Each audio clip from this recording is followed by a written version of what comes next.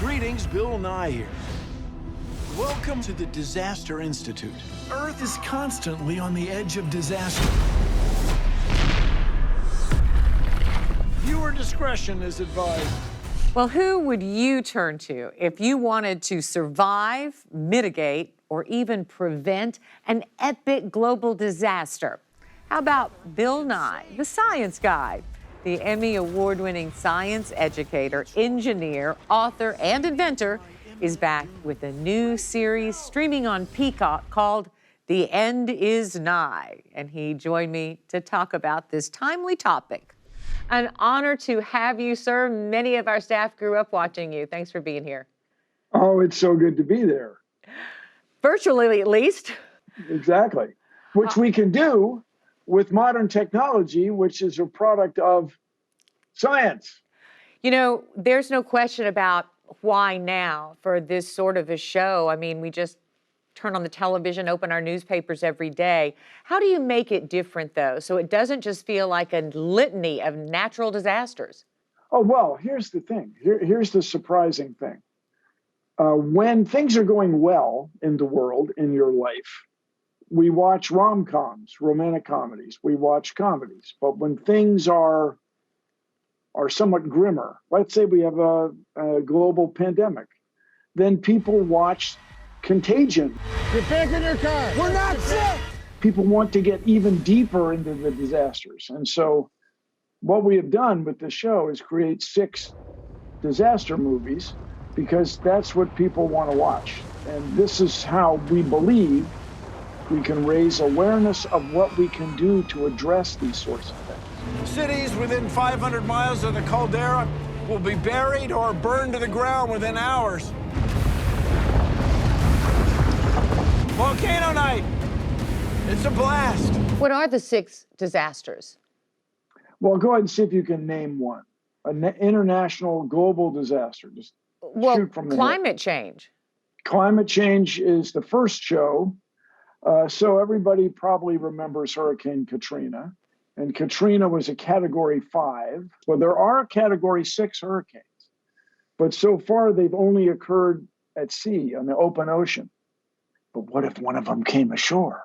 Okay, what if certain climate models, well-respected computer software models of the Earth's atmosphere, what if they predicted the possibility of 5 of those at the same time? Well, that would be a catastrophe, wouldn't it? And so that's the premise of the first show. Why is it that every disaster movie begins with someone in power ignoring a scientist? People are sick of all the doom and gloom. Because it happens more than you might think. We've seen so much denial of science in the last few years. It seems to have accelerated. I mean, we saw it with vaccine conspiracy theories. We see it with people being reluctant to acknowledge that fossil fuel use contributes to the warming of the planet. What do you think is behind that denial of science, and how do we reverse it? Well, it's just easier to blame somebody else than yourself. And so that's what people denying science are doing, is trying to make it someone else's fault rather than their own. Plus, all this stuff is out to get you, that the scientists are out to get you. But I like to remind people, in the U.S. Constitution, Article 1, Section 8, Clause 8, in 1786, refers to the progress of science and useful arts. In other words, science denial is unconstitutional.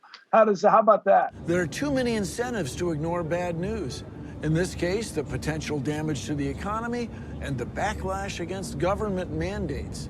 This is just one of several lousy decisions that will make everything worse. So it's not sustainable. That's everybody's favorite word right now. Sustainable. You can't compete internationally. You can't start a business. You can't manufacture airplanes or mobile phones by pretending the facts of science are not true. You won't be able to stay in business. So sooner or later, the pendulum is going to swing. People are sick of all the doom and gloom. You have a surprising co-creator, another man who absolutely loves and values science, and that is Seth MacFarlane. How did the science guy end up with the Family Guy?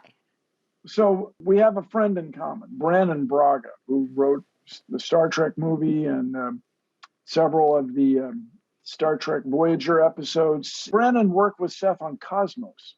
And so we just got to talking about it. We realized that we need disaster movies, that conservative media right now scare people.